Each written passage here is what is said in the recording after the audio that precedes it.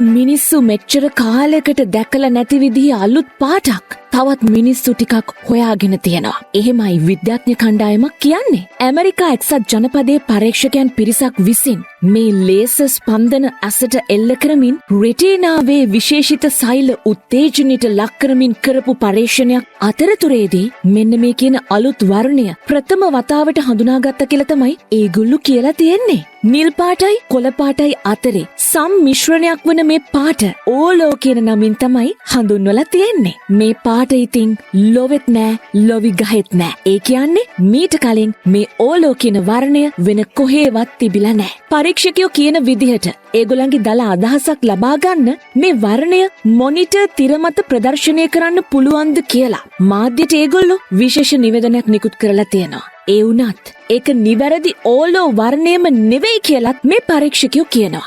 Laser කිරණයකින් කේතු සෛල උත්තේජනය කිරීමෙන් විතරක් මේක දැකගන්න පුළුවන් කියලා පරීක්ෂකයෝ වැඩිදුරටත් සඳහන් කරලා තියෙනවා. ඒක නිසා ඉතින් මේ කියන වර්ණය මොනිටර් තිරය ඔස්සේ අපි කාටවත් දැක බලා ගන්න වෙන්නේ නැහැ. ඔන්න ඔය කියන ඇමරිකා එක්සත් ජනපදයේ පරීක්ෂකයන් ළඟට ගිහිල්ලා ලේසර් කිරණයකින් කේතු සෛල උත්තේජනය කරලා විතරක් ඔයාට ඕලෝ බලා ගන්න පුළුවන්. හලෝ අපි ලගේ මෝනිං ෂෝ එක සතිය දවස්වල උදේම අහන්න.